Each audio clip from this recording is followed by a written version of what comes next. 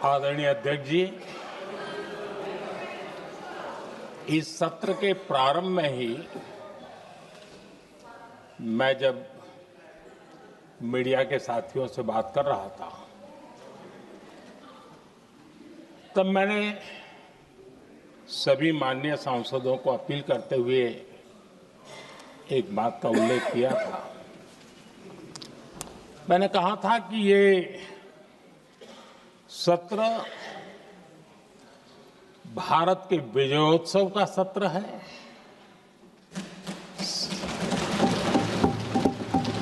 संसद का ये सत्र भारत के गौरवगान का सत्र है।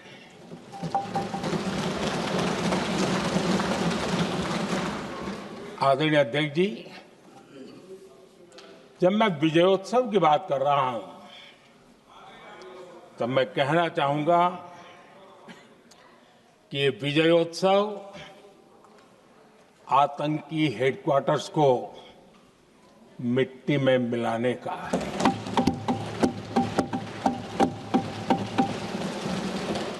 जब मैं विजयोत्सव कहता हूं तो ये विजयोत्सव सिंदूर की सौगंध पूरा करने का है।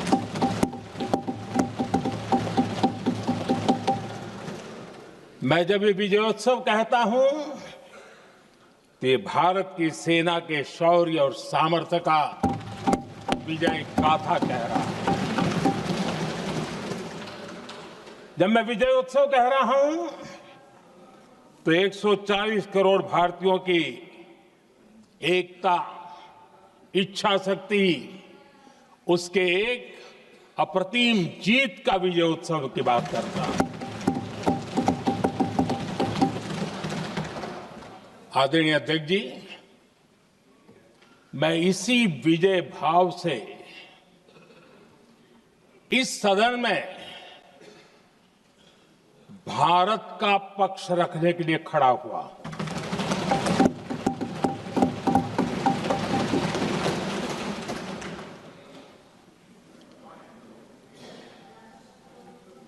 और जिन्हें भारत का पक्ष नहीं दिखता है उन्हें मैं आईना दिखाने के लिए खड़ा हुआ।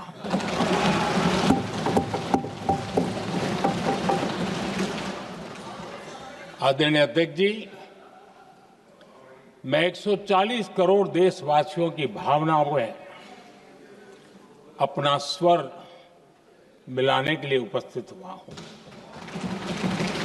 ये 140 करोड़ देशवासियों की भावना के जो गूंज है, जिस सदन में सुनाई दी है, मैं उसे अपना एक स्वर मिलाने खड़ा हुआ। आदरणीय अध्यक्ष जी, ऑपरेशन सिंदूर के दरमियान जिस प्रकार से देश के लोगों ने मेरा साथ दिया, मुझे आशीर्वाद दिए, देश की जनता मुझ पर कर्ज है। मैं देशवासियों का आभार व्यक्त करता हूं। मैं देशवासियों का अभिनंदन करता हूं। आदरणीय अध्यक्ष जी, 22 अप्रैल को पहलगाम में जिस प्रकार की क्रूर घटना घटी, जिस प्रकार आतंकवादियों ने निर्दोष लोगों को उनका धर्म पूछ करके गोलियां मारी, ये क्रूरता की पराकाष्ठा थी। भारत को हिंसा की आग में झोंकने का ये सुविचारित प्रयास था। भारत में दंगे फैलाने की ये साजिश थी। मैं आज देशवासियों का धन्यवाद करता हूं कि देश ने एकता के साथ उस साजिश को नाकाम कर दिया।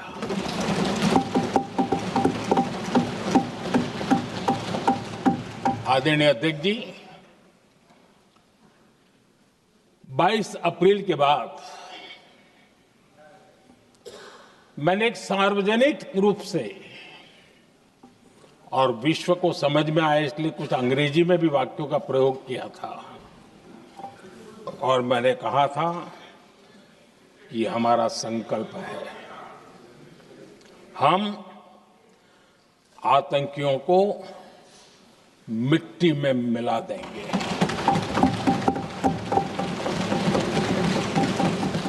और मैंने सार्वजनिक रूप से कहा था, सजा उनके आकाओं को भी होगी और कल्पना से भी बड़ी सजा मिलेगी।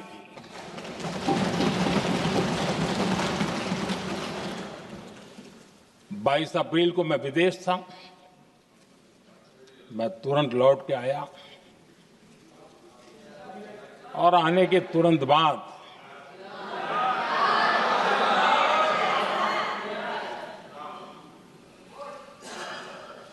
मैंने एक बैठक बुलाई और उस बैठक में हमने साफ साफ निर्देश दिए कि आतंकवाद को करारा जवाब देना होगा और ये हमारा राष्ट्रीय संकल्प है।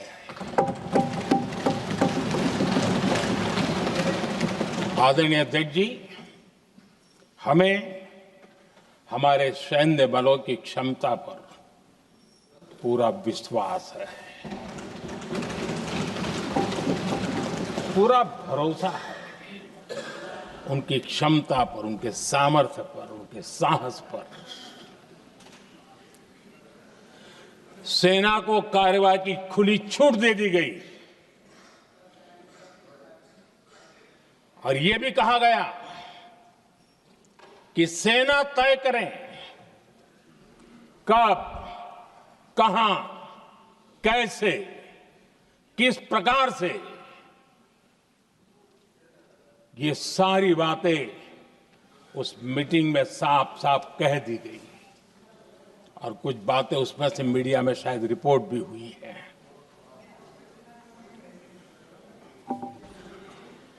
हमें गर्व है, आतंकियों को वो सजा दी और सजा ऐसी है कि आज भी आतंक के उन आकाओं की नींद उड़ी हुई है।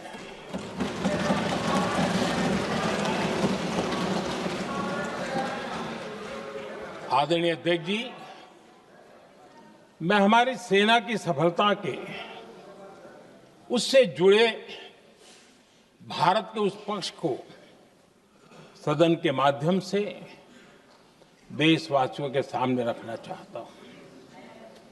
पहला पक्ष, पहलगाम हमले के बाद से ही पाकिस्तानी सेना को अंदाजा लग चुका था कि भारत कोई बड़ी कार्रवाई करेगा। उनके तरफ से न्यूक्लियर की धमकियों के भी बयान आना शुरू हो चुके थे। भारत ने 6 मई रात और 7 मई सुबह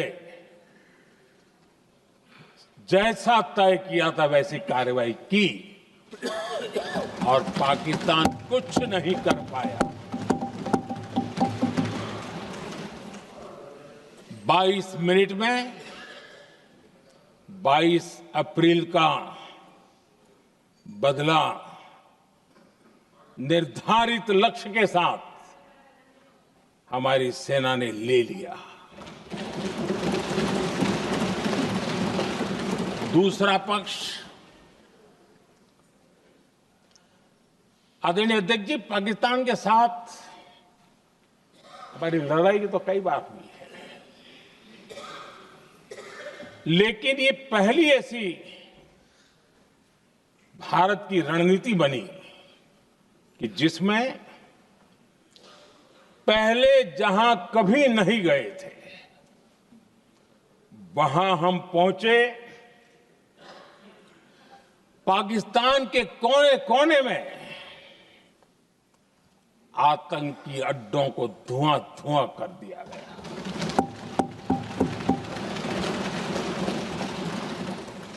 आतंक के गढ़ कोई सोच नहीं सकता कि वहां तक कोई जा सकता है। बहावलपुर और मुर्गे उसको भी जमींदोस्त कर दिया गया। आदरणीय अध्यक्ष जी, हमारे सेनाओं ने आतंकी अड्डों को तबाह कर दिया। तीसरा पक्ष, पाकिस्तान की न्यूक्लियर धमकी को हमने झूठा साबित कर दिया।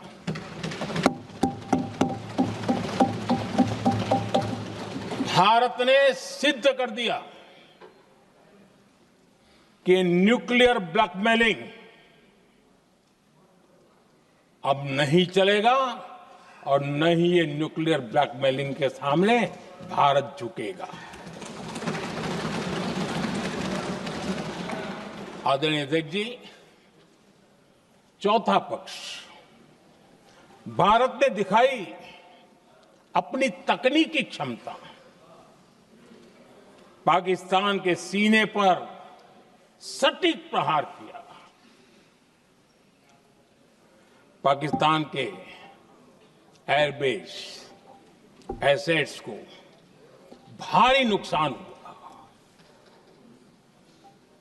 और आज तक उनके कई एयरबेस आईसीयू में पड़े हैं। आज टेक्नोलॉजी आधारित युद्ध का युग है। ऑपरेशन सिंदूर इस महारत में भी सफल सिद्ध हुआ है।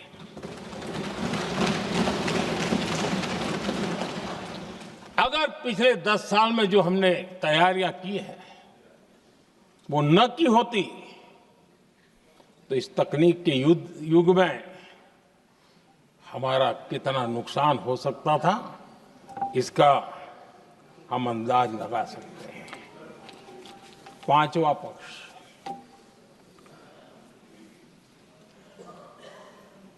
ऑपरेशन सिंदूर के दरमियान पहली बार हुआ जब आत्मनिर्भर भारत की ताकत को दुनिया ने पहचाना।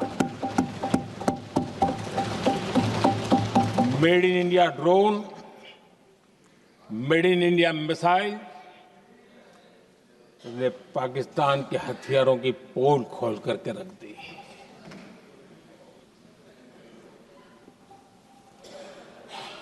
आदरणीय अध्यक्ष जी, और भी एक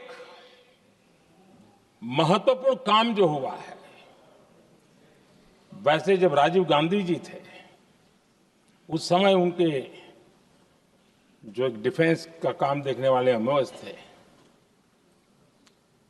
उन्होंने जब मैंने सीडीएस की घोषणा की तो वो बहुत प्रसन्न होकर के मुझे मिलने आए थे और बहुत बहुत प्रसन्न थे वो।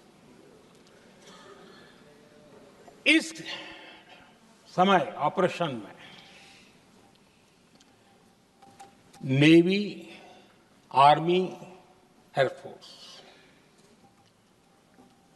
तीनों सेनाओं का जॉइंट एक्शन, इसके बीच की सिनर्जी, इसने पाकिस्तान के छक्के छुड़ा दिए।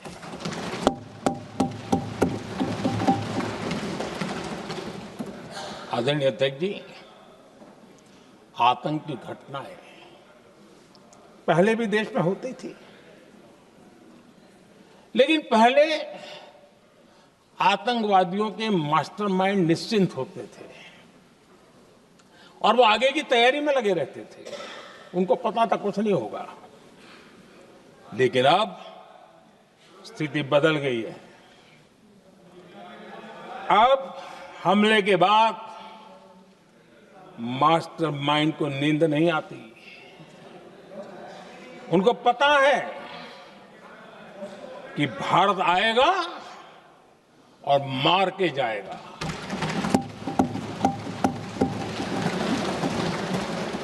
ये न्यू नॉर्मल भारत ने सेट कर दिया है।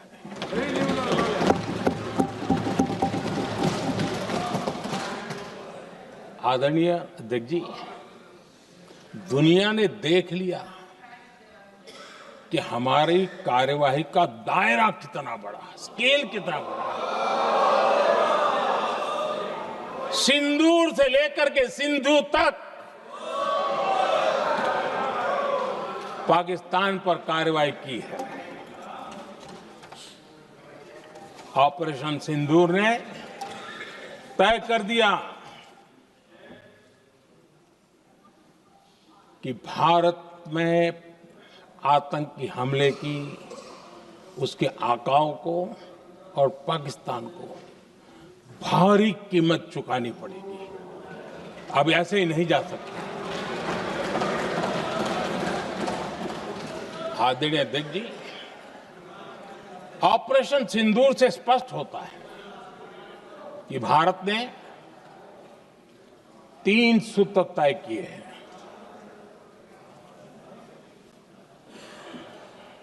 अगर भारत पर आतंकी हमला हुआ तो हम अपने तरीके से, अपनी शर्तों पर, अपने समय पर जवाब दे करके रहेंगे।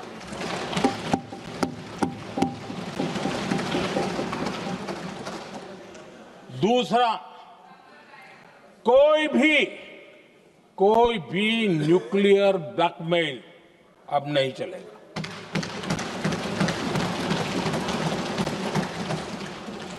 और तीसरा, हम आतंक की सरपरस्त सरकार और आतंक के आकाओं, उनको अलग अलग नहीं देखेंगे।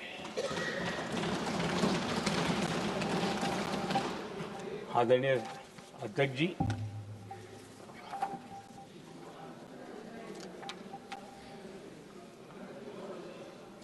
यहां पर विदेश नीति को लेकर के भी काफी बातें कही गई हैं।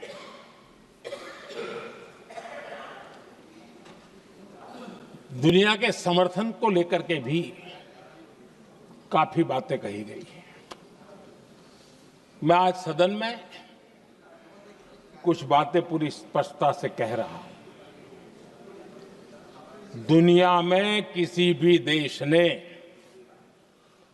भारत को अपनी सुरक्षा में कार्रवाई करने से रोका नहीं है।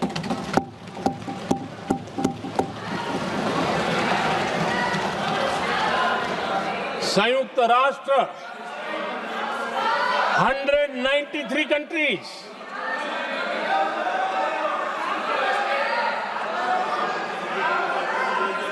सिर्फ 3 देश 193 कंट्री में सिर्फ 3 देश ऑपरेशन सिंदूर के दौरान पाकिस्तान के समर्थन में बयान दिया था। Only 3 countries. क्वाड हो, ब्रिक्स हो, फ्रांस, रूस, जर्मनी, कोई भी देश का नाम ले लीजिए, तमाम देश दुनिया भर से भारत को समर्थन मिला है।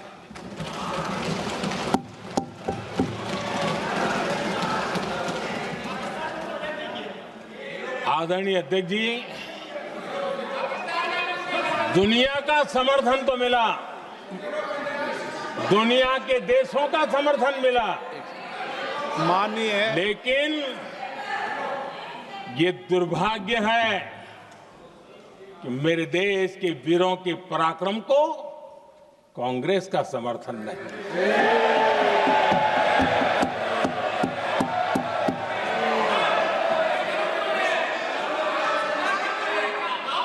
22 अप्रैल के आतंकी हमले के बाद 3-4 दिन में ही ये उछल रहे थे और कहना शुरू कर दिया, कहां गई 56 इंच की छाती, कहां खो गया मोदी, मोदी तो फेल हो गया। क्या मजा ले रहे थे, उनको लगता था वाह बाजी मार ली। उनको पहलगाम के निर्दोष लोगों की हत्या में भी वो अपनी राजनीति तराशते थे।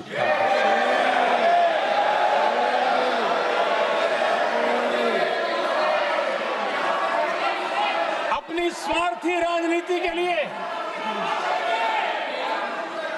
मुझ पर निशाना साध रहे थे, लेकिन उनकी ये बयानबाजी, इनका छिछोरापन देश के सुरक्षा बलों का मनोबल गिरा रहा था।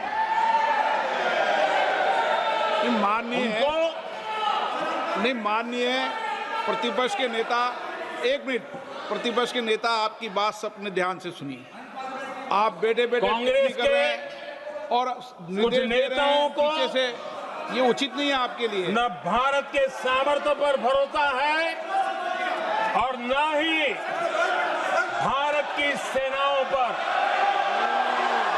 इसलिए वो लगातार ऑपरेशन सिंदूर पर सवाल उठा रहे हैं। ऐसा करके आप लोग मीडिया में हेडलाइंस तो ले सकते हैं, लेकिन देशवासियों के दिलों में जगह नहीं बना सकते।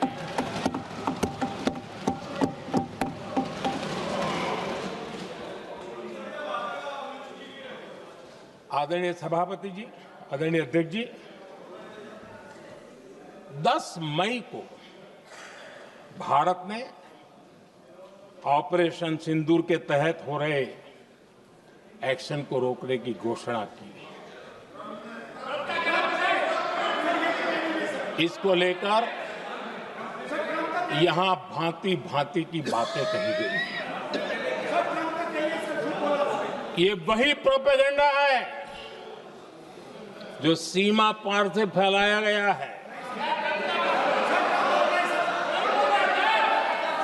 कुछ लोग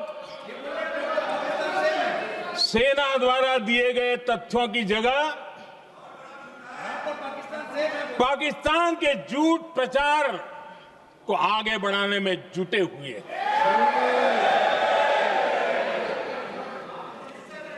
जबकि भारत का रुख हमेशा स्पष्ट रहा है। आदरणीय अध्यक्ष जी, कुछ चीजें मैं जरा स्मरण भी कराना चाहता हूं। जब सर्जिकल स्ट्राइक हुआ, उस समय हमने लक्ष्य तय किया था, हमारे जवानों को तैयार करके कि हम उनके इलाके में जाकर के आतंकियों के जो लॉन्चिंग पैड है उनको नष्ट करेंगे। और सर्जिकल स्ट्राइक, एक रात के उस ऑपरेशन में हमारे लोग सूर्योदय होते होते काम पूरा करके वापस आए। लक्ष्य निर्धारित था कि ये करना है। जब बालाकोट एयर स्ट्राइक किया तो हमारा लक्ष्य तय था कि आतंकियों के जो ट्रेनिंग सेंटर्स है, इस बार हम उसको तबाह करेंगे, और हमने वो भी करके दिखाया।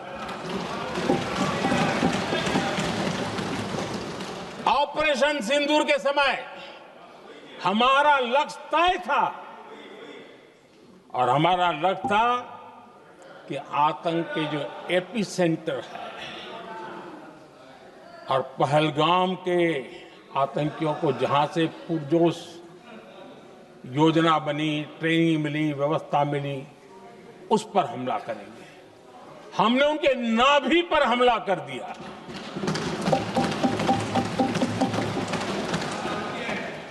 जहां पहलगाम के आतंकियों का रिक्रूटमेंट हुआ, ट्रेनिंग होती थी, फंडिंग होता था, उन्हें टेक्निकल सपोर्ट मिलता था, शस्त्र सरंजाम मिलता था, उस जगह को आइडेंटिफाई किया और हमने सटीक तरीके से ऑपरेशन सिंदूर के तहत आतंकियों की नाभि पे प्रहार कर दिया।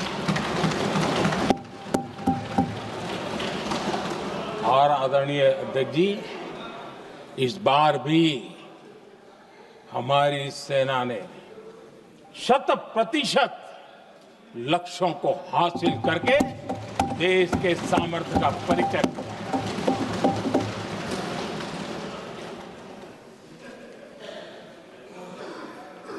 कुछ लोग जानबूझ करके कुछ चीजें भूलने में इंटरेस्टेड होते हैं। देश भूलता नहीं है, देश को याद है। 6 रात और 7 मई सुबह ऑपरेशन हुआ था और 7 मई को सुबह भारत ने प्रेस कॉन्फ्रेंस हमारी सेना ने की और इस प्रेस कॉन्फ्रेंस में भारत ने स्पष्ट कर दिया था और पहले दिन से क्लियर था कि हमारा लक्ष्य है आतंकियों के आका, आतंकियों की जो व्यवस्थाएं जहां से होती है वो और उनके अड्डे, उनको हम ध्वस्त करना चाहते थे और हमने प्रेस कॉन्फ्रेंस में कह दिया था, हमने हमारा काम कर दिया है, हमने जो तय किया था पूरा कर दिया है। और इसलिए 6-7 मई को ऑपरेशन हमारा संतोषजनक होने के तुरंत बाद कल जो राजनाथ जी ने कहा था, मैं डंके की चोट पर दोबारा दोहराता हूं, भारत की सेना ने पाकिस्तान की सेना को चंद मिनटों में बता दिया कि हमारा ये लक्ष्य था, हमने ये लक्ष्य पूरा कर दिया है, ताकि उनको पता चले और हमें भी पता चले कि उनके दिल दिमाग में क्या चलता है।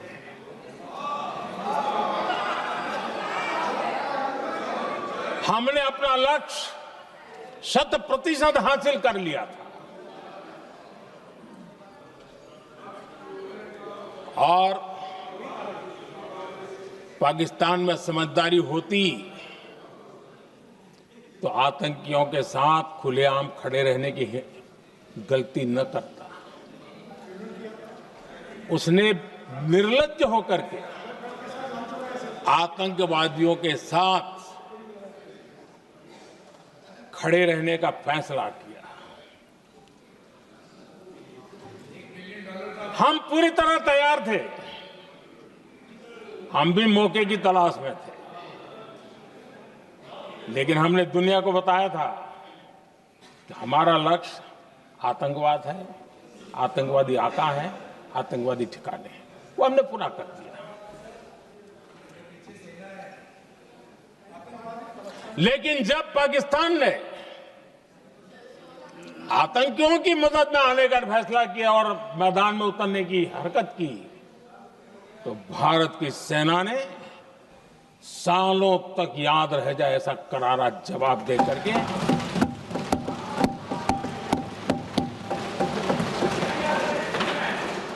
नौ मई की मध्य रात्रि और 10 मई की एक प्रकार से सुबह हमारी मिसाइलें उन्होंने पाकिस्तान के हर कोने में प्रचंड प्रहार किया, जिसकी पाकिस्तान ने कभी कल्पना नहीं की थी, और पाकिस्तान को घुटनों पर आने के लिए मजबूर कर दिया।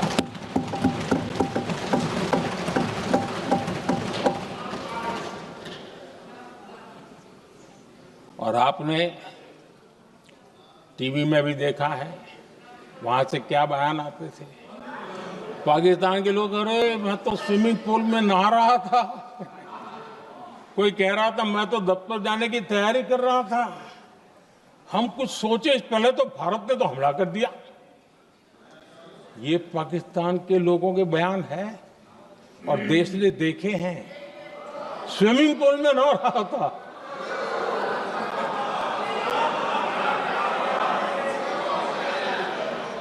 और जब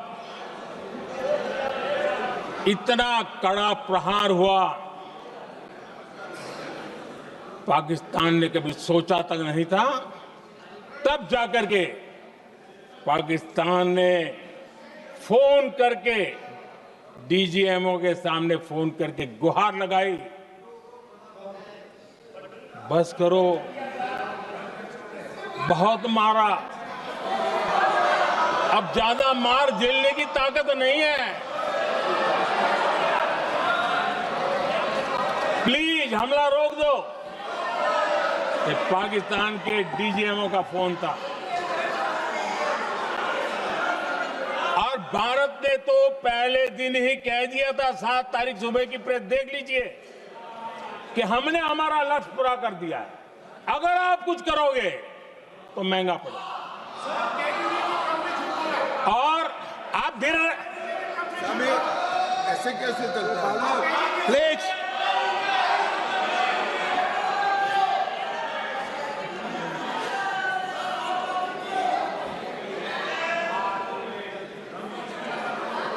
मैं आज दोबारा कह रहा हूं, ये भारत की स्पष्ट नीति थी, सुविचारित नीति थी, सेना के साथ मिलकर के तय की हुई नीति थी, और वे ये थी कि हम आतंक, उनके आका, उनके ठिकाने, ये हमारा लक्ष्य है। और हमने कहा, पहले दिन प्रेस कॉन्फ्रेंस में कहा है कि हमारा एक्शन नॉन एक्सीलेटरी है, ये हमने कह करके किया है। और इसके लिए साथियों हमने हमला रोका। अध्यक्ष जी, दुनिया के किसी भी नेता ने भारत के ऑपरेशन रोकने के लिए नहीं कहा।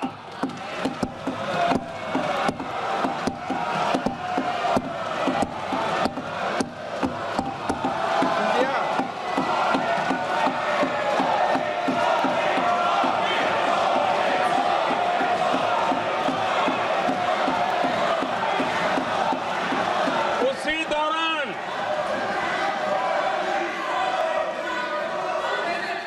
9 तारीख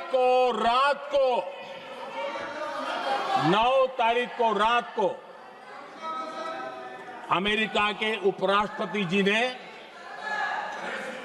मुझसे बात करने का प्रयास किया। वो घंटे भर कोशिश कर रहे थे, लेकिन मेरी सेना के साथ मीटिंग चल रही थी, तो मैंने उनका फोन उठा नहीं पाया। बाद में मैंने उनको कॉल बैक किया। मैंने कहा कि आपका फोन था, 3-4 बार आपका फोन आ गया, क्या है? तो अमेरिका के उपराष्ट्रपति जी ने मुझे फोन पे बताया कि पाकिस्तान बहुत बड़ा हमला करने वाला है, ये उन्होंने मुझे बताया। मेरा जो जवाब था, जिनको समझ नहीं आता है उनको तो नहीं आएगा,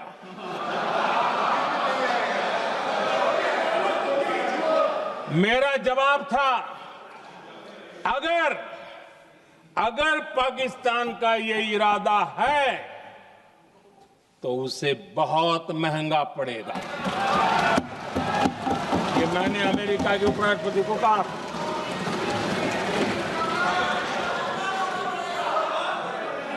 पाकिस्तान हमला करेगा तो हम बड़ा हमला कर करके जवाब देंगे।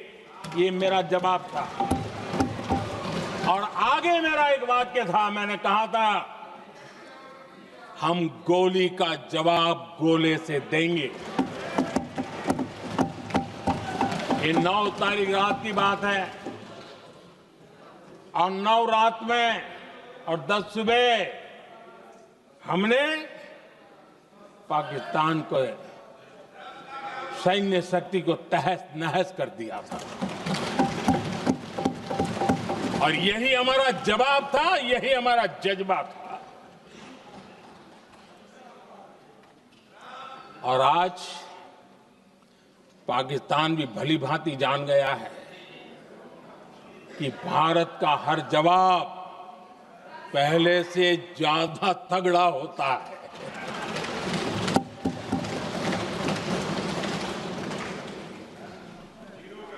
उसे यह भी पता है कि अगर भविष्य में नौबत आई तो भारत आगे कुछ भी कर सकता है। और इसलिए मैं फिर से लोकतंत्र के इस मंदिर में दोहराना चाहता हूं, ऑपरेशन सिंदूर जारी है।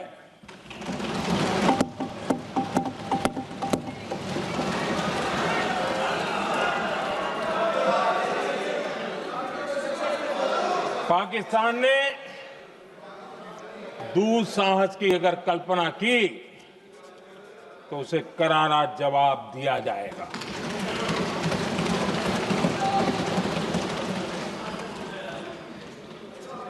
आदरणीय अध्यक्ष जी,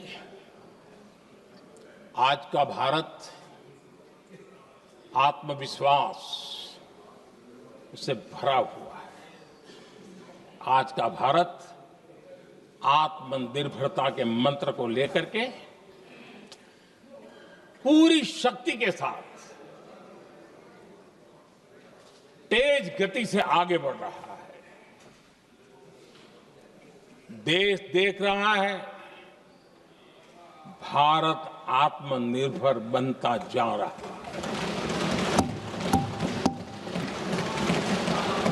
लेकिन देश ये भी देख रहा है कि एक तरफ तो भारत आत्मनिर्भरता की ओर तेज गति से आगे बढ़ रहा है, लेकिन कांग्रेस मुद्दों के लिए पाकिस्तान पर निर्भर होती जा रही है।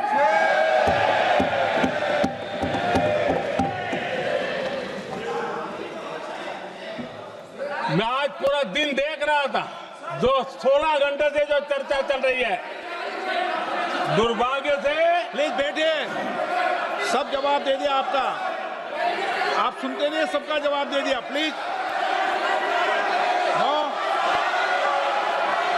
दुर्भाग्य से सुनिए जवाब।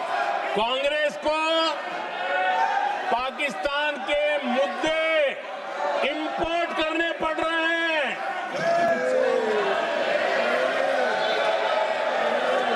आदरणीय अध्यक्ष जी, आज के वॉरफेयर में इंफॉर्मेशन और नैरेटिव्स की प्लीज बैठिए। बहुत बड़ी भूमिका है।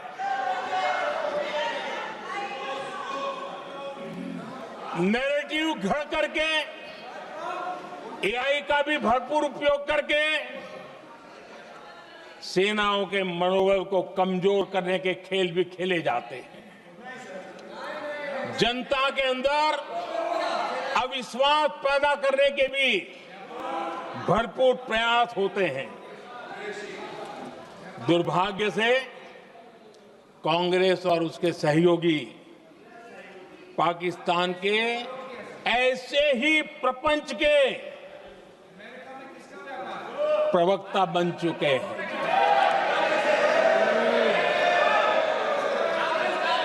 आदरणीय अध्यक्ष जी, देश की सेना ने,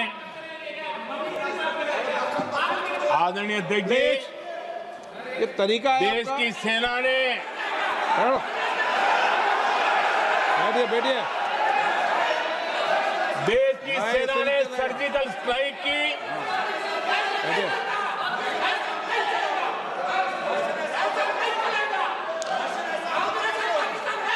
जब बैठिए बैठिए बैठिए। आदरणीय अध्यक्ष जी, देश की सेना ने सफलतापूर्वक सर्जिकल स्ट्राइक की तो तुरंत कांग्रेस वालों ने सेना से सबूत मांगे थे, लेकिन जब उन्होंने देश का मूड देखा,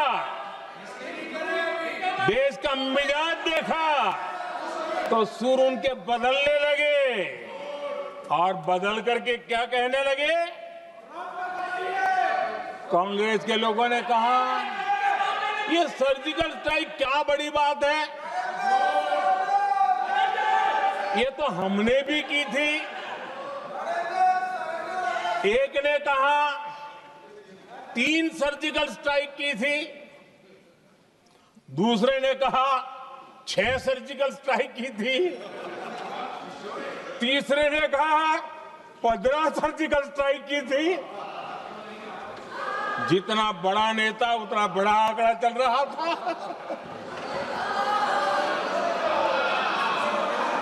आदरणीय अध्यक्ष जी, इसके बाद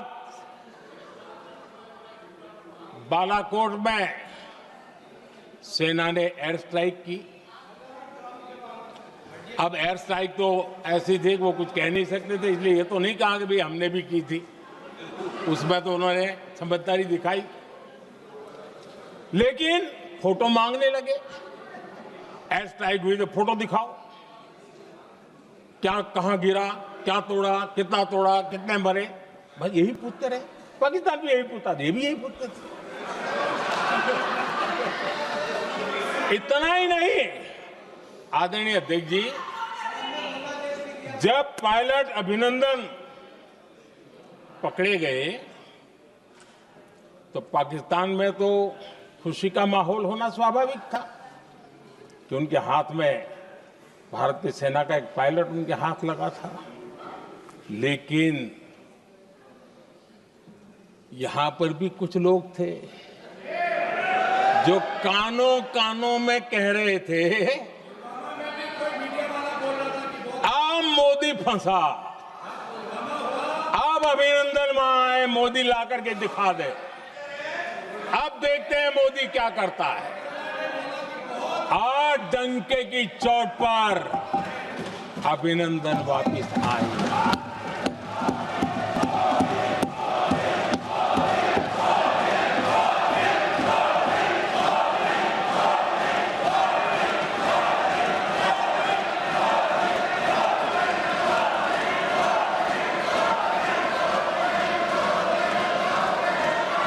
अभिनंदन को ले आए तो इनकी बोलती बंद हो गई। इनको लगा यार कि नसीब वाला आदमी है, हमारा हथियार हाथ से निकल गया। आदरणीय अध्यक्ष जी, पहलगाम हमले के बाद हमारा बीएसएफ का एक जवान पाकिस्तान के कब्जे में गया तो फिर इनको लगा वाह, बड़ा मुद्दा हाथ में आ गया है, अब मोदी फंस जाएगा। अब तो मोदी की फजीयत जरूर होगी। और उनकी इकोसिस्टम ने सोशल मीडिया में बहुत सारी कथाएं वायरल की कि ये बीएसएफ के जवान का क्या होगा, उसके परिवार का क्या होगा, ये वापस आएगा, कब आएगा, कैसे आएगा, न जाने क्या क्या चला दिया। आदरणीय अध्यक्ष जी, बीएसएफ का वो जवान भी आन बान शान के साथ वापस आया।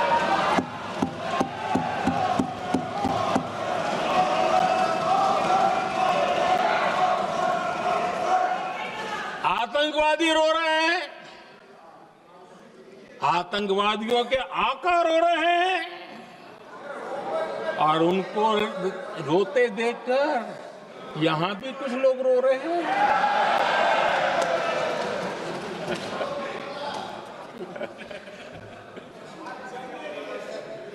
अब देखिए, सर्जिकल स्ट्राइक चल रही थी, उसके बाद उन्होंने एक खेल खेलने की कोशिश की, बात जमी नहीं। एयर स्ट्राइक हुई तो दूसरा खेल खेलने की कोशिश की, वो भी जमी नहीं। जब ये ऑपरेशन सिंदूर हुआ तो उन्होंने नया पैंतरा शुरू किया। और क्या शुरू किया? रोक क्यों दिया? पहले तो मानने को तैयार नहीं थे कि मुक्त करते, अब कहते रोक क्यों दिया? बाहरे बयान बहादुरों,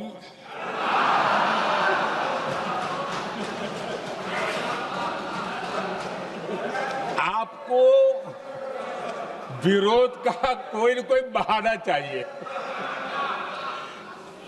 और इसलिए सिर्फ मैं नहीं, पूरा देश आप पर हंस रहा है।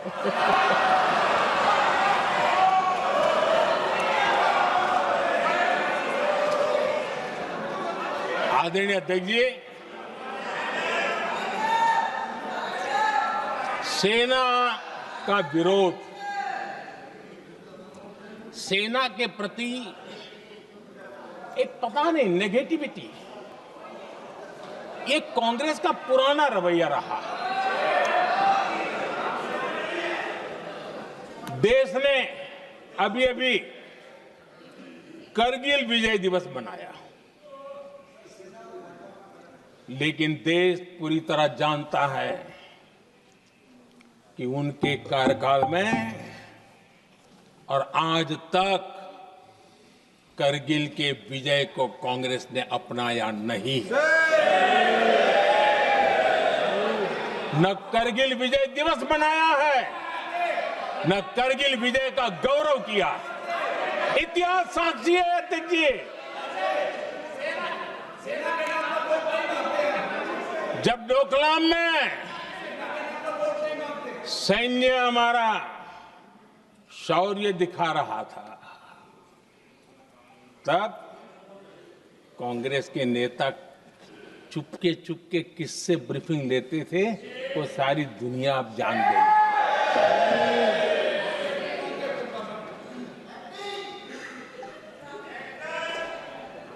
आप निकाल दीजिए पाकिस्तान के सारे बयान और यहां हमारा विरोध करने वाले लोगों के बयान, फुल स्टॉप कॉमा के साथ एक है।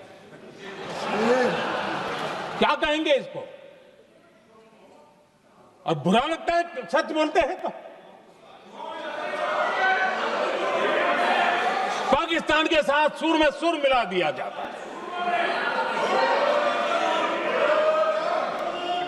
आदरणीय अध्यक्ष जी, देश हैरान है, कांग्रेस ने पाकिस्तान को क्लीन चिट दे दी है।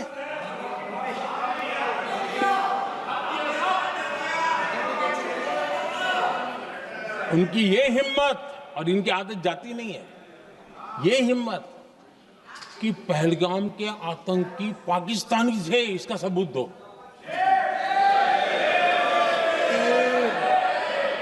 क्या कह रहे हो तुम लोग? तो कौन सा तरीका है? और यही मांग पाकिस्तान कर रहा है जो कांग्रेस कर रही है। और आदरणीय अध्यक्ष जी, आज जब सबूतों की कोई कमी नहीं है, सब कुछ आंखों के सामने दिखता है, तब ये हालत है। अगर ये सबूत ना होते तो क्या करते ये लोग, आप बताइए। आदरणीय अध्यक्ष जी,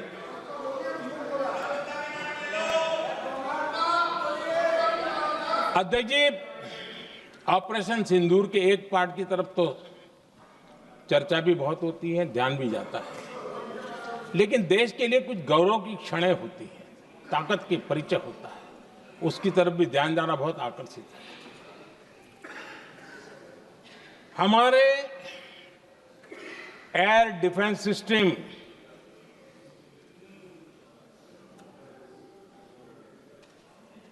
दुनिया में इसकी चर्चा है। हमारे एयर डिफेंस सिस्टम ने पाकिस्तान की मिसाइल और ड्रोन्स उसको तिनके की तरफ बिखेर दिया था।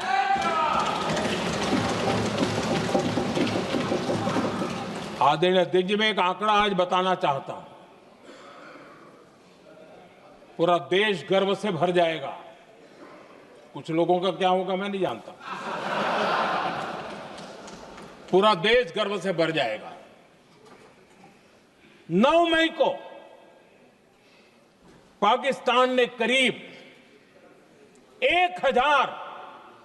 1000 मिसाइलों और आर्म्ड ड्रोन्स के भारत पर बहुत बड़ा हमला करने की कोशिश की।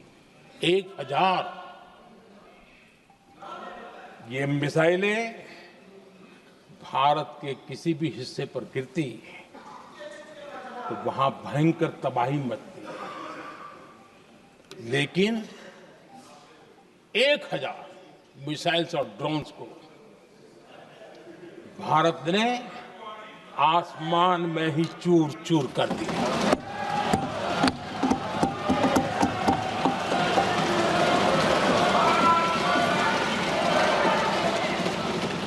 हर देशवासी को इससे गर्व हो रहा। लेकिन जैसे कांग्रेस के लोग इंतजार कर रहे थे, कुछ तो गड़बड़ होगी यार, मोदी मरेगा, कहीं तो फंसेगा।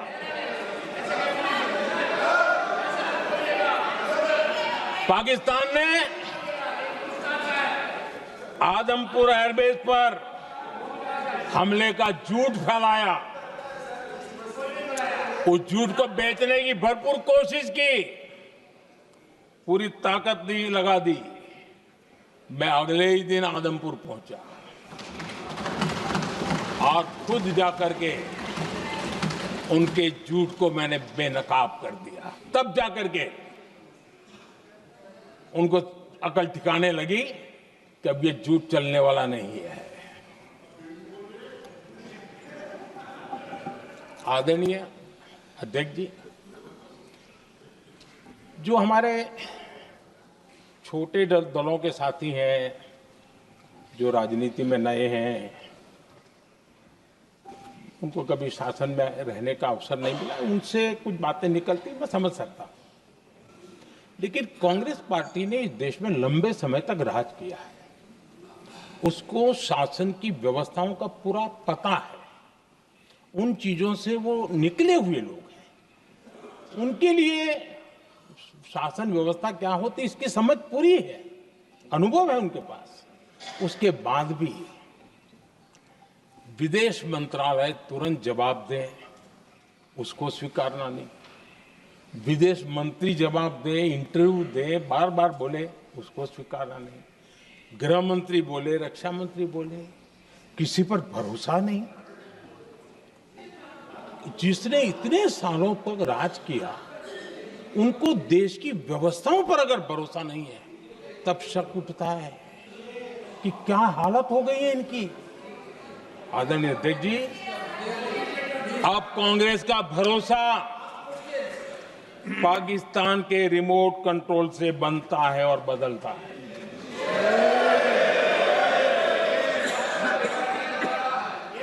आदरणीय अध्यक्ष जी, एक बिल्कुल कांग्रेस के नए सदस्य, यानी उनको तो क्षमा करनी चाहिए, नए सदस्य को क्या कहेंगे, लेकिन कांग्रेस के आका जो उनको लिख करके देते हैं और उनसे बुलवाते हैं, खुद में हिम्मत नहीं है, उनसे बुलवाते हैं कि ऑपरेशन सिंदूर ये तो तमाशा था, ये आतंकवादियों ने जिन 26 लोगों को मौत के घाट उतारा था ना, उस भयंकर क्रूर घटना पर ये तेजाब छिड़कने वाला पाप है। तमाशा कहते हो?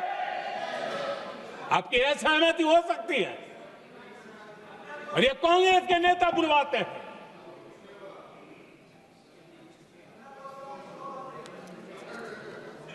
आदरणीय अध्यक्ष जी,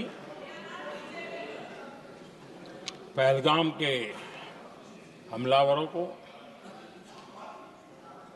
कल हमारे सुरक्षा बलों ने ऑपरेशन महादेव करके अपने अंजाम तक पहुंचाया।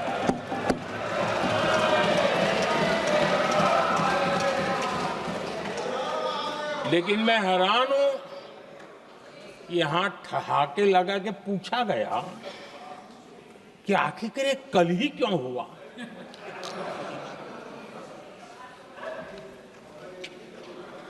अब ये क्या हो गया है मुझे समझ नहीं आ रहा है। क्या ये ऑपरेशन के लिए कोई सावन महीने का सोमवार ढूंढा गया था क्या? क्या हो गया है इन लोगों को? हताशा, निराशा इस हद तक।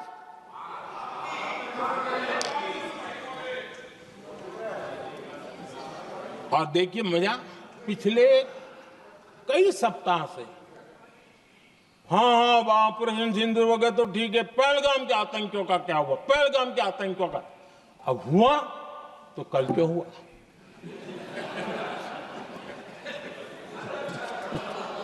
और कल ही क्यों हुआ? क्या हाल है अध्यक्ष जी का। आदरणीय अध्यक्ष जी,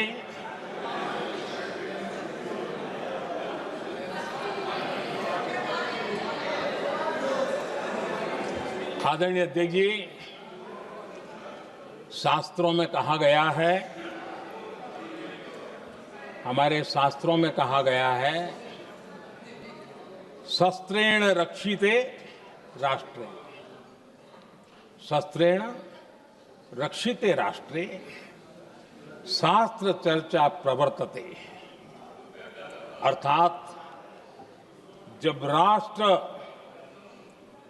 शस्त्र से सुरक्षित होते हैं तभी वहां शास्त्र की, ज्ञान की चर्चाएं जन्म ले पाती है। जब सीमा पर सेनाएं मजबूत होती हैं तभी लोकतंत्र प्रखर होता है।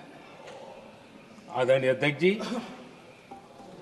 ऑपरेशन सिंदूर बीते दशक में भारत की सेना के सशक्तिकरण का एक साक्षात प्रमाण है। ऐसे ही नहीं हुआ है।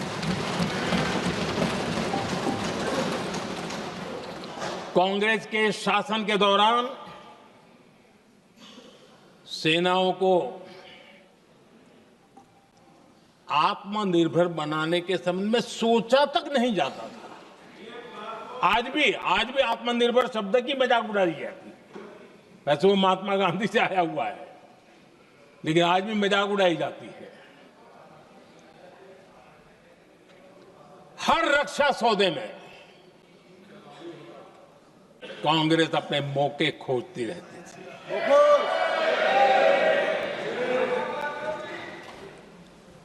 छोटे छोटे हथियारों को लिए विदेशों पर निर्भरता, ये इनका कार्यकाल रहा है।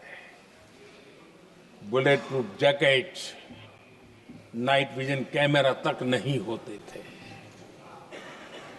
और लंबा लिस्ट है, जीप से शुरू होता है, बफो, हेलीकॉप्टर, हर चीज के साथ घोटाला जुड़ा हुआ है। आदरणीय अध्यक्ष जी, हमारी सेनाओं को आधुनिक हथियारों के लिए दशकों तक इंतजार करना पड़ा।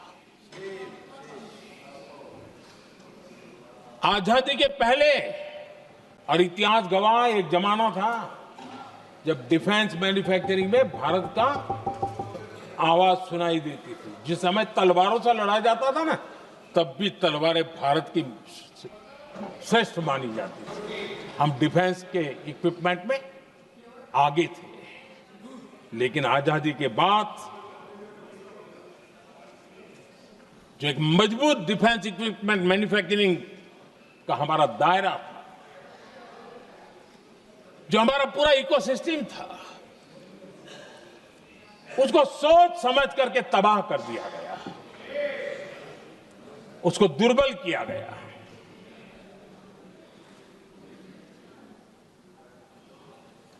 रिसर्च और मैन्युफैक्चरिंग के लिए रास्ते बंद कर दिए गए।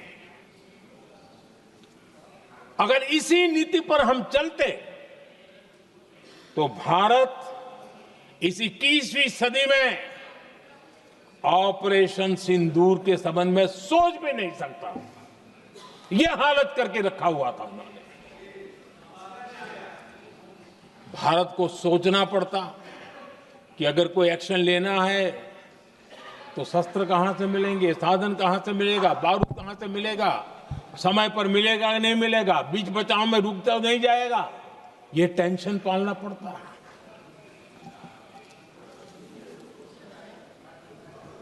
आदरणीय अध्यक्ष जी, बीते एक दशक में मेक इन इंडिया हथियार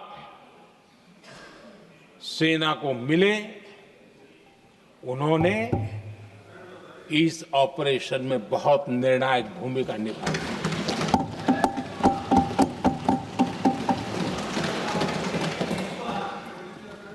आदरणीय अध्यक्ष जी, एक दशक पहले भारत के लोगों ने संकल्प लिया, हमारा देश सशक्त, आत्मनिर्भर और आधुनिक राष्ट्र बने। रक्षा, सुरक्षा, हर क्षेत्र में बदलाव के लिए एक के बाद एक ठोस कदम उठाए गए, सीरीज ऑफ रिफॉर्म्स किए गए और देश में सेना में जो रिफॉर्म्स हुए हैं, जो आजादी के बाद पहली बार हुए। चीफ ऑफ डिफेंस स्टाफ की नियुक्ति, ये विचार कोई नया नहीं था, दुनिया में प्रयोग भी चलते हैं, भारत में निर्णय नहीं होते थे। हमने, ये बहुत बड़ा रिफॉर्म था, हमने किया और बहुत ही, मैं हमारी तीनों सेनाओं का अभिनंदन करता हूं कि इस व्यवस्था को उन्होंने दिल से सहयोग किया है, दिल से स्वीकार किया है। सबसे बड़ी ताकत जॉइंटनेस और इंटीग्रेशन की इस समय नेवी हो, एयरफोर्स हो, आर्मी हो, ये इंटीग्रेशन और जॉइंटनेस ने हमारी ताकत को अनेक गुना बढ़ा दिया और उसका परिणाम भी हमें नजर में आया है, ये हमने करके देखा है। सरकार की जो डिफेंस प्रोडक्शन की कंपनियां थी, उसमें हमने रिफॉर्म किए। शुरुआत में वहां पर आग लगाना, आंदोलन करवाना, हड़तालें करवाने के खेल चल रहे थे, अभी भी बंद नहीं हुए हैं, लेकिन देश हित को सर्वोपरि मान करके उन डिफेंस इंडस्ट्री के हमारे जो लोग थे सरकारी व्यवस्था में, उन्होंने इसको मन से लिया, रिफॉर्म को स्वीकार किया और वो भी आज बहुत प्रोडक्टिव बन गए। इतना ही नहीं, हमने प्राइवेट सेक्टर के लिए भी डिफेंस के दरवाजे खोल दिए हैं और आज भारत का प्राइवेट सेक्टर आगे आ रहा है। आज स्टार्टअप्स डिफेंस के क्षेत्र में हमारे 27-30 साल के नौजवान, टियर 2, टियर 3 सिटी के नौजवान, कई कुछ जगह तो बेटियां स्टार्टअप का नेतृत्व कर रही है। डिफेंस के सेक्टर में सैकड़ों की तादाद में आज स्टार्टअप काम कर रहे हैं। ड्रोन्स, एक प्रकार से मैं कह सकता हूं, ड्रोन्स की जितनी भी एक्टिविटी हमारे देश में हो रही है, शायद एवरेज 30-35 की उम्र होगी जो लोग कर रहे हैं, वो सारे लोग, और सैकड़ों की तादाद में कर रहे हैं। और उसका ताकत, क्योंकि इनका भी योगदान था इसमें, जिन्होंने इस प्रकार के प्रोडक्शन किए हैं, और वो हमें ऑपरेशन सिंदूर में बहुत काम आए। मैं उन सबके प्रयासों को बहुत साधुवाद करता हूं और मैं उनको विश्वास दिलाता हूं, आगे बढ़िए, अब देश रुकने वाला नहीं है। आदरणीय अध्यक्ष जी, डिफेंस सेक्टर में मेक इन इंडिया ये नारा नहीं था, हमने इसके लिए बजट पॉलिसी में जो परिवर्तन करना था, जो नए इनिशिएटिव ले रहे थे, वो नए इनिशिएटिव लिए। और सबसे बड़ी बात, क्लियर कट विजन के साथ हमने देश में make in India defence sector के अंदर तेज गति से हम आगे बढ़ रहे हैं। आदरणीय अध्यक्ष जी, एक दशक में डिफेंस का बजट लगभग पहले से 3 गुना हुआ है। डिफेंस प्रोडक्शन में करीब करीब 250% वृद्धि हुई है, 250% वृद्धि हुई है। 11 वर्षों में डिफेंस एक्सपोर्ट 30 गुना से भी ज्यादा बढ़ा है, 30 गुना से ज्यादा। डिफेंस एक्सपोर्ट आज दुनिया के करीब 100 देशों तक हम पहुंचे। और आदरणीय अध्यक्ष जी, कुछ चीजें ऐसी होती हैं जो इतिहास में बहुत बड़ा प्रभाव छोड़ती हैं। ऑपरेशन सिंदूर ने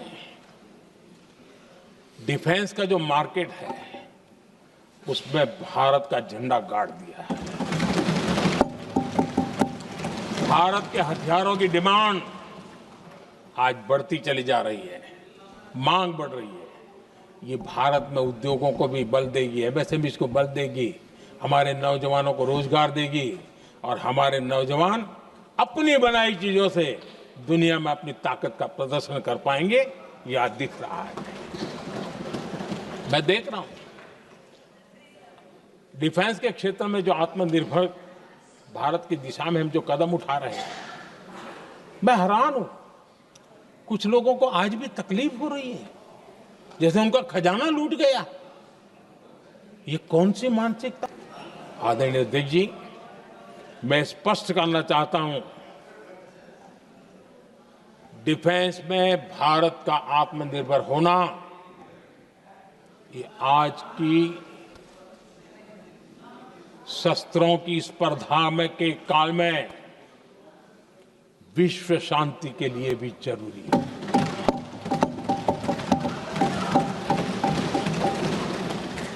मैं पहले भी कह चुका हूं, भारत युद्ध का नहीं, बुद्ध का देश है। हम समृद्धि, शांति चाहते हैं, लेकिन हम ये कभी न भूले कि समृद्धि का और शांति का रास्ता शक्ति से ही गुजरता है।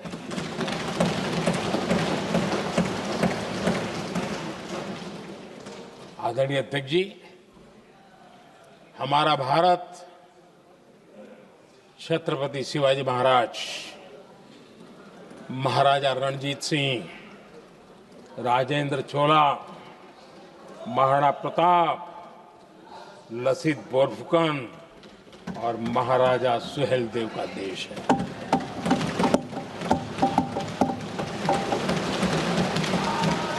आदरणीय अध्यक्ष जी, हम विकास और शांति के लिए सामरिक सामर्थ्य पर भी फोकस करते हैं।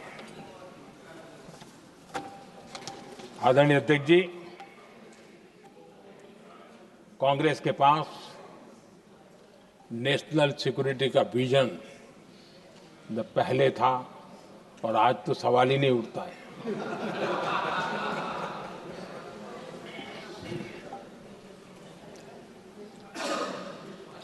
कांग्रेस ने हमेशा नेशनल सिक्योरिटी पर समझौता किया।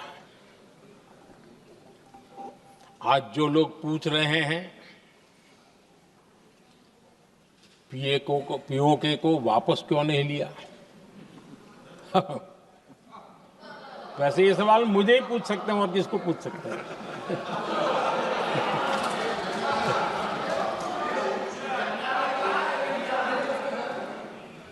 लेकिन इसके पहले जवाब देना होगा पूछने वालों को। किसकी सरकार ने पीओके पर पाकिस्तान को कब्जा करने का अवसर दिया? जवाब साफ है, जवाब साफ है। जब भी मैं नेहरू जी की चर्चा करता हूं तो कांग्रेस और उसका पूरा इकोसिस्टम बिलबिला जाता है। पता नहीं क्या है। आदरणीय अध्यक्ष जी, हम एक शेर सुना करते थे। मुझे ज्यादा इसका ज्ञान तो नहीं है, लेकिन सुनते थे।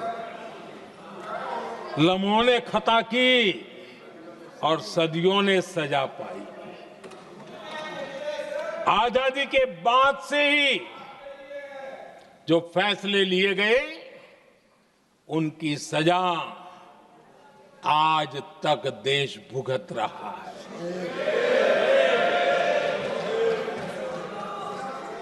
यहां बार बार एक बात का जिक्र हुआ और मैं फिर से करना चाहूंगा। अक्साई चीन की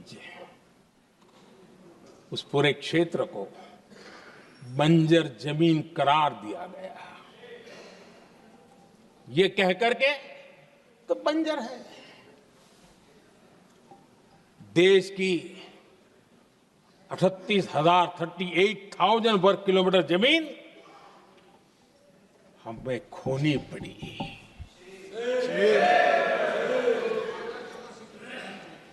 आदरणीय अध्यक्ष जी, मैं जानता हूं मेरी कुछ बातें चुभने वाली है। 1962 और 1963 के बीच कांग्रेस के नेता जम्मू कश्मीर के पूंछ, उरी, नीलम वैली और किशनगंगा को छोड़ देने का प्रस्ताव रख रहे थे। भारत की भूमि, आदरणीय अध्यक्ष जी, और वो भी लाइन ऑफ पीस के नाम पर किया जा रहा था। 1966 रण ऑफ कच्छ पर इन्हीं लोगों ने मध्यस्थता स्वीकार की। ये था उनका राष्ट्रीय सुरक्षा का विजन।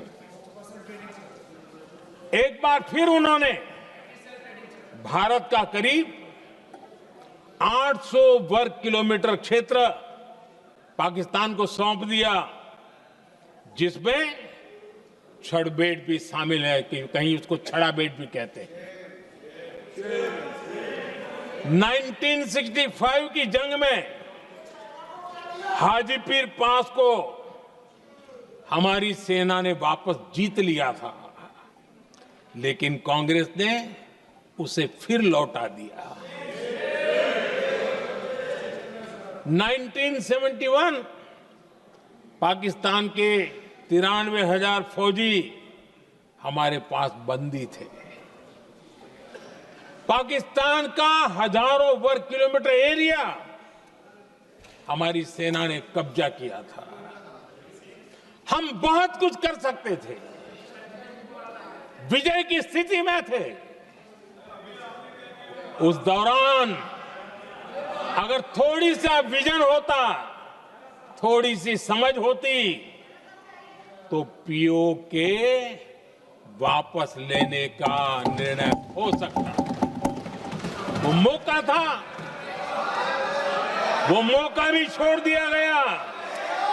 अरे इतना ही नहीं, इतना सारा जब सामने टेबल पर था, अरे कम से कम करतारपुर साहब को तो ले सकते थे, वो ही नहीं कर पाया।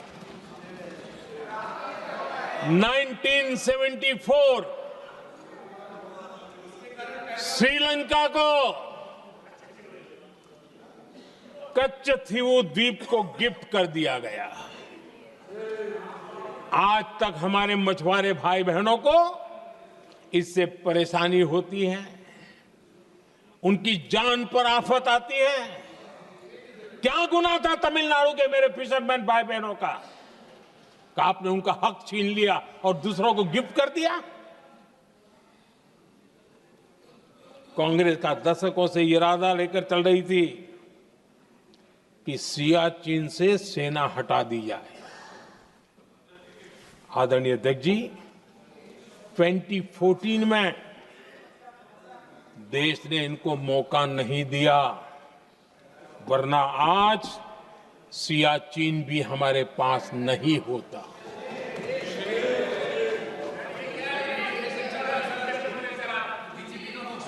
आदरणीय अध्यक्ष जी, आजकल कांग्रेस के जो लोग हमें डिप्लोमेसी का पाठ पढ़ा रहे हैं, मैं उन्हें उनकी डिप्लोमेसी याद दिलाना चाहता हूं, ताकि उनको भी कुछ याद रहे, पता चले। 26/11 जैसे भयंकर हमले के बाद बहुत बड़ा आतंकी हमला था। कांग्रेस का पाकिस्तान से प्रेम नहीं रुका। इतनी बड़ी घटना 26/11 की हुई थी। विदेशी दबाव में हमले के कुछ हफ्तों के भीतर ही कांग्रेस सरकार ने पाकिस्तान से बातचीत शुरू कर दी। आदरणीय अध्यक्ष जी, कांग्रेस सरकार ने 26/11 की इतनी बड़ी घटना के बाद भी एक भी डिप्लोमेट को भारत से बाहर निकालने की हिम्मत नहीं की। छोड़ो, इधर एक वीजा तक कैंसिल नहीं किया, एक वीजा तक कैंसिल नहीं कर पाए थे। देश पर पाकिस्तानी स्पॉन्सर बड़े बड़े हमले होते गए,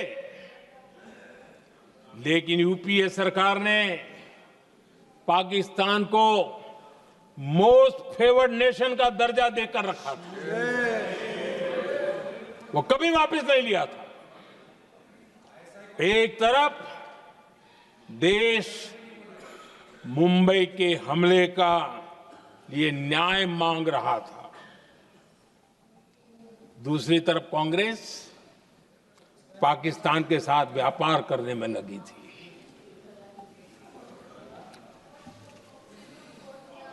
पाकिस्तान वहां से खून की होली खेलने वाले आतंकियों को भेजते रहे, और कांग्रेस यहां अमन की आश के मुशायरे किया करती थी। मुशायरे होते थे। हमने आतंकवाद और अमन की आस का ये वन वे ट्रैफिक बंद कर दिया।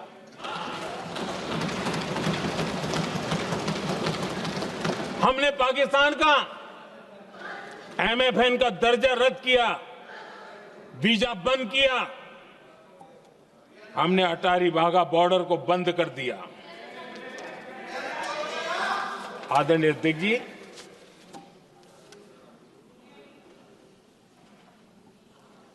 भारत के हितों को गिरवी रख देना ये कांग्रेस की पार्टी की पुरानी आदत है। इसका सबसे बड़ा उदाहरण सिंधु जल समझौता है। सिंधु जल समझौता किसने किया? नेहरू जी ने किया। और मामला किससे जुड़ा था? भारत से निकलने वाली नदियां, हमारे यहां से निकली हुई नदियां,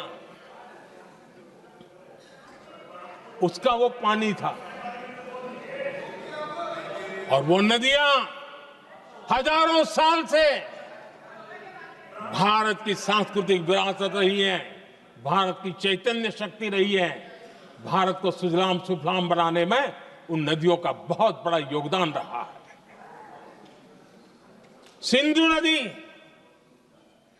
जो सदियों से भारत की पहचान हुआ करती थी, उसी से भारत जाना जाता था। लेकिन नेहरू जी और कांग्रेस ने सिंधु और झेलम जैसी नदियों पर विवाद के लिए पंचायत किसको दी? वर्ल्ड बैंक को दी।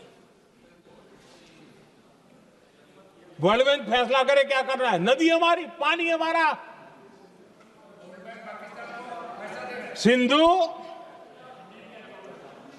सिंधु जल समझौता सीधा सीधा भारत की अस्मिता और भारत के स्वाभिमान के साथ किया गया बहुत बड़ा धोखा था।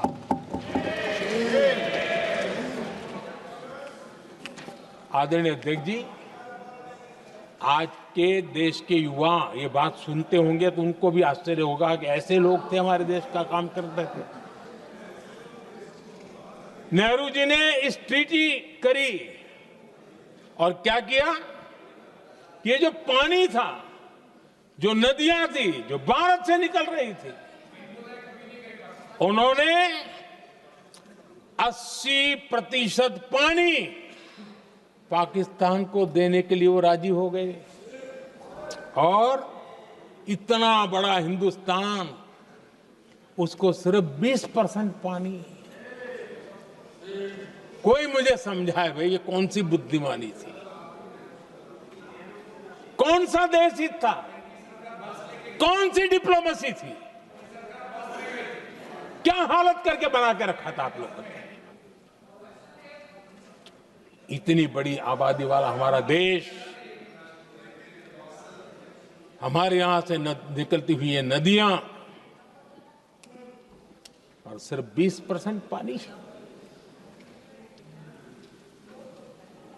और 80% पानी उन्होंने उसको दिया जो देश खुलेआम भारत को अपना दुश्मन करार कर देता रहा है, दुश्मन कहता रहा।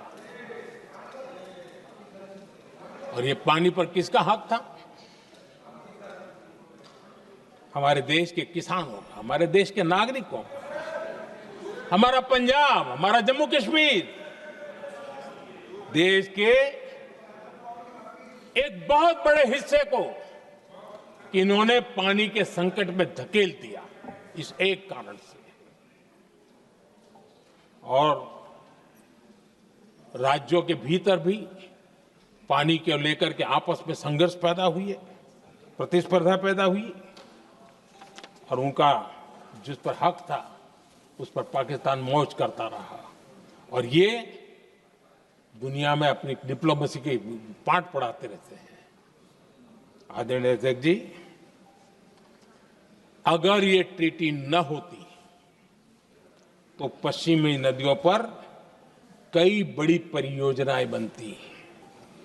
पंजाब, हरियाणा, राजस्थान और दिल्ली, वहां के किसानों को भरपूर पानी मिलता, पीने के पानी की कोई समस्या नहीं रहती। औद्योगिक प्रगति के लिए भारत बिजली बना पाता। इतना ही नहीं, नेहरू जी ने इसके उपरांत करोड़ों रुपए भी दिए ताकि पाकिस्तान नहर बना सके।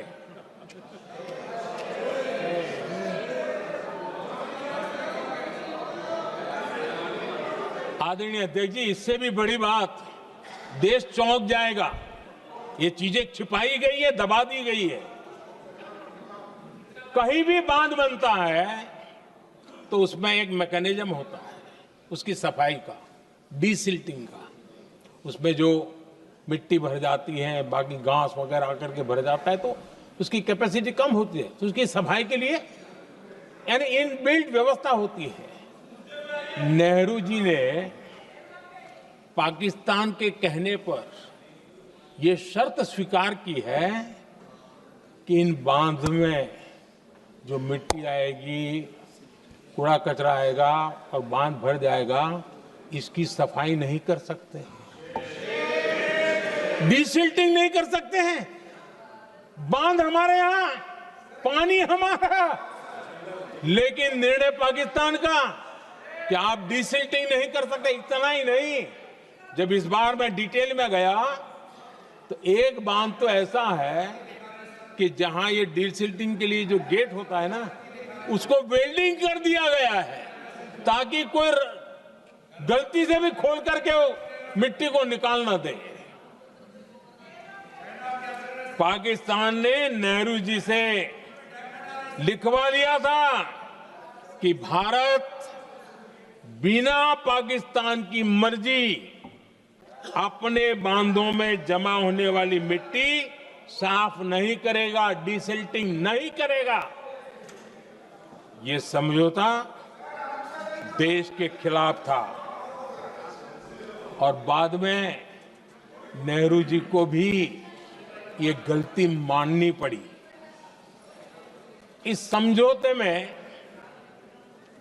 निरंजन दास गुलाटी करके एक सज्जन उसमें जुड़े हुए थे।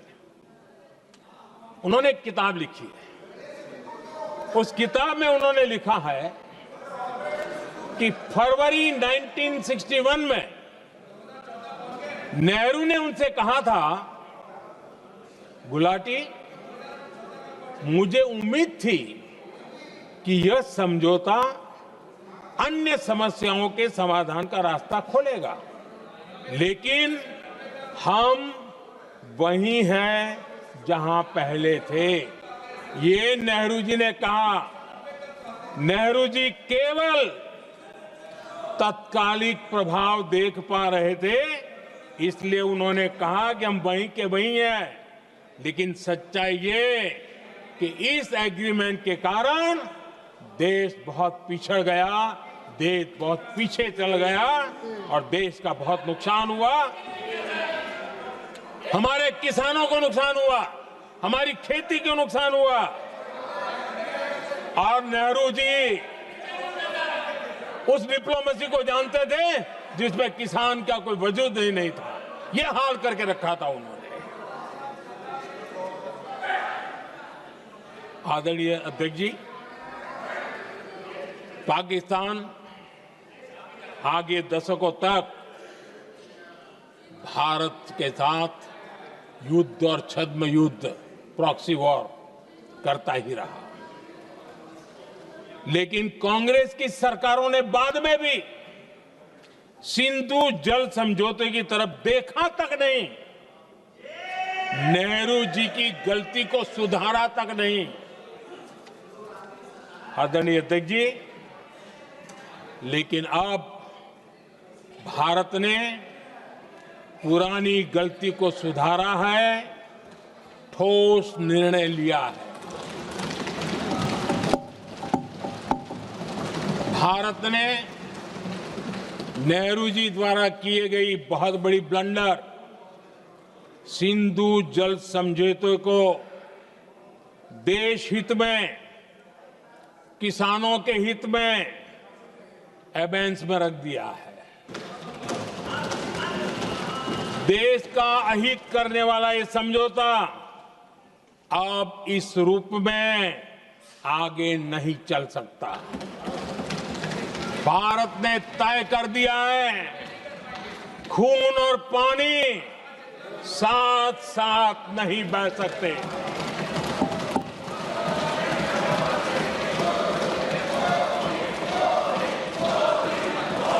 माननीय सदस्य, आप बहुत देर हो गई, आप उपनेता हैं, ये तरीका आप बैठे बैठे टोकते हैं, प्लीज, ये शोभा नहीं देता आपके लिए। बैठिए बैठिए बैठिए आदरणीय, बैठिए, शोभा नहीं देता आपका। अध्यक्ष जी, आप उपनेता, अपनी मर्यादा बना के रखें। चलिए बैठिए। वहां बैठे साथी आतंकवाद पर लंबी लंबी बातें करते हैं। जब ये सत्ता में था, जुड़े हुए हैं। जब इनको राज करने का अवसर मिला था, तब देश का हाल क्या है, क्या रहा था, वो आज भी देश भूला नहीं है। 2014 से पहले देश में असुरक्षा का जो माहौल था, अगर वो आज याद भी करे ना, तो लोग सिहर जाते हैं। आदरणीय अध्यक्ष जी, हम सबको याद है, जो नई पीढ़ी के बच्चे हैं उनको पता नहीं है, हम सबको पता है। हर जगह पर अनाउंसमेंट होता था, रेलवे स्टेशन पर जाओ, बस स्टैंड पर जाओ, एयरपोर्ट पर जाओ, बाजार में जाओ, मंदिर में जाओ, कहीं पर भी जाओ, जहां भी भीड़ होती है, कोई भी लावारिस चीज दिखे छूना मत, पुलिस को तुरंत जानकारी देना, वो बम हो सकता है। हम 2014 तक यही सुनते आए थे, ये हालात करके रखा था। देश के कोने कोने में यही हाल था। माहौल ये था कि जैसे कदम कदम पर बम बिछे हैं और खुद को ही नागरिकों ने बचाना है। उन्होंने हाथ ऊपर कर दिए थे, अनाउंस कर दिया। आदरणीय अध्यक्ष जी, कांग्रेस की कमजोर सरकारों के कारण देश को कितनी जानें गंवानी पड़ी, हमें अपनों को खोना पड़ा। आदरणीय अध्यक्ष जी, आतंकवाद पर ये लगाम लगाई जा सकती थी। हमारी सरकार ने 11 साल में ये करके दिखाया, एक बहुत बड़ा सबूत है। 2004 से 14 के बीच जो आतंकी घटनाएं होती थी, उन घटनाओं में बहुत बड़ी कमी आई है।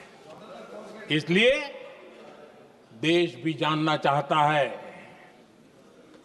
अगर हमारी सरकार आतंकवाद पर नकेल कस सकती है, तो कांग्रेस सरकारों की ऐसी कौन सी मजबूरी थी कि आतंकवाद को फलने फूलने दिया। आदरणीय अध्यक्ष जी, कांग्रेस के राज में आतंकवाद अगर फला फूला है, तो उसका एक बड़ा कारण इनकी तुष्टीकरण की राजनीति है, वोट बैंक की राजनीति है। जब दिल्ली में बाटला हाउस एनकाउंटर हुआ, कांग्रेस के एक बड़ी नेता के आंख में आंसू थे, आतंकवादी मारे गए इसके कारण। और वोट पाने के लिए इस बात को हिंदुस्तान के कोने कोने में पहुंचाया गया। आदरणीय अध्यक्ष जी, 2001 में देश की संसद पर हमला हुआ था। तब कांग्रेस के एक बड़े नेता ने अफजल गुरु को बेनिफिट ऑफ डाउट देने की बात कही थी। आदरणीय अध्यक्ष जी, मुंबई में 26/11 का इतना बड़ा आतंकी हमला हुआ, एक पाकिस्तानी आतंकी जिंदा पकड़ा गया। पाकिस्तान की मीडिया ने, दुनिया ने यह स्वीकार किया कि यह पाकिस्तानी है, लेकिन यहां कांग्रेस पार्टी इतना बड़ा पाकिस्तान का पाप, इतना बड़ा पाकिस्तानी आतंकी हमला, और ये क्या खेल खेल रहे थे? वोट बैंक की राजनीति के लिए क्या कर रहे थे? कांग्रेस पार्टी इसको भगवा आतंक सिद्ध करने में जुटी हुई है।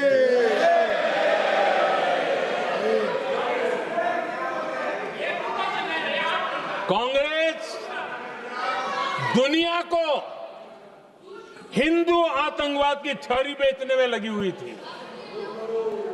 कांग्रेस के एक नेता ने अमेरिका के बड़े राजनयिक को यहां तक कह दिया था कि लश्कर-ए तोयबा से भी बड़ा खतरा भारत के हिंदू ग्रुप है। यह कहा गया था।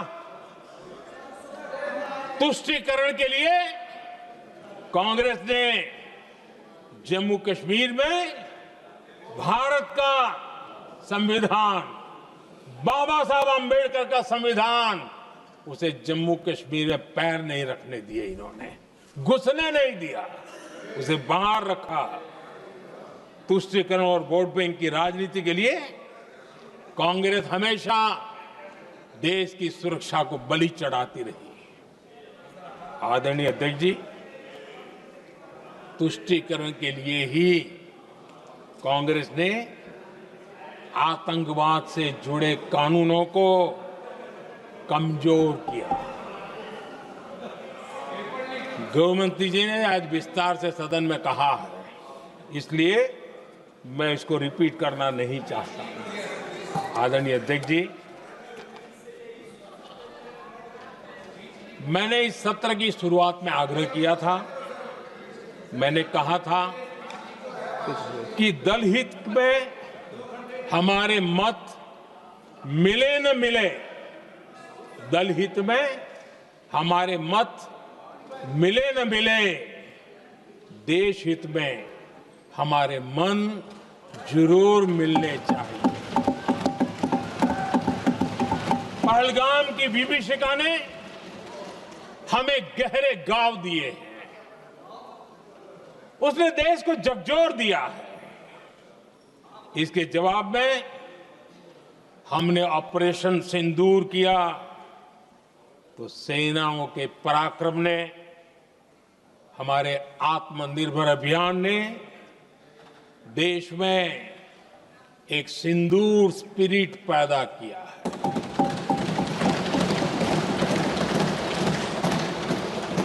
ये सिंदूर स्पिरिट हमने तब भी देखी जब दुनिया भर में हमारे प्रतिनिधि मंडल भारत की बात बताने गए। मैं उन सभी साथियों को बहुत बहुत बधाई देता हूं। आपने बहुत ही प्रभावी ढंग से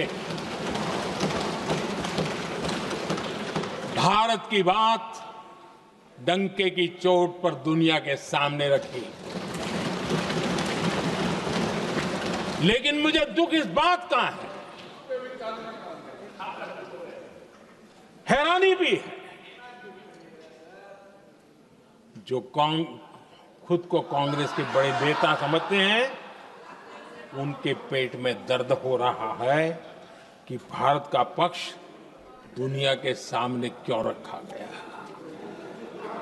शायद कुछ नेताओं को सदन में बोलने पर भी पाबंदी लगा दी गई है। आदरणीय अध्यक्ष जी, इस मानसिकता से बाहर निकलने की जरूरत है। कुछ पंक्तियां मेरे मन में आती हैं, मैं अपने भाव व्यक्त करना चाहता हूं। आदरणीय अध्यक्ष जी, करो चर्चा और इतनी करो, करो चर्चा और इतनी करो कि दुश्मन दहशत से दहल उठे, दुश्मन दहशत से दहल उठे। रहे ध्यान बस इतना ही, रहे ध्यान बस इतना ही, मान सिंदूर और सेना का प्रश्नों में भी अटल रहे। हमला मां भारती पर हुआ अगर, तो प्रचंड प्रहार करना होगा।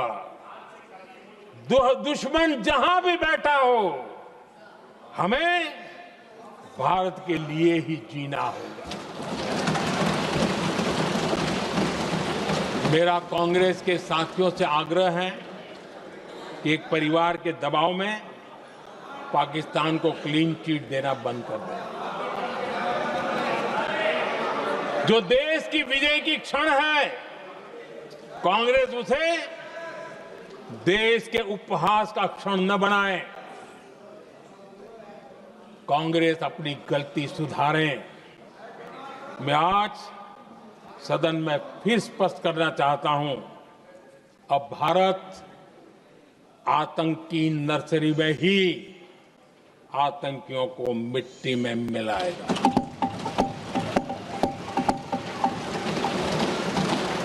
हम पाकिस्तान को भारत के भविष्य खेलने नहीं देंगे और इसलिए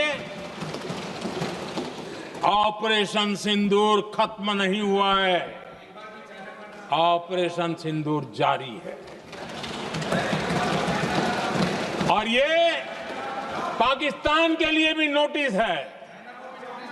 वो जब तक भारत के खिलाफ आतंक का रास्ता रोकेगा नहीं, तब तक भारत एक्शन लेता रहेगा। भारत का भविष्य सुरक्षित और समृद्ध होगा, यही हमारा संकल्प है। इसी भाव के साथ मैं फिर से सभी सदस्यों को सार्थक चर्चा के लिए धन्यवाद देता हूं। और आदरणीय अध्यक्ष जी, मैंने भारत का पक्ष रखा है, भारत के लोगों की भावनाओं को व्यक्त किया है। मैं सदन का फिर से आभार व्यक्त करता हूं। बहुत बहुत धन्यवाद।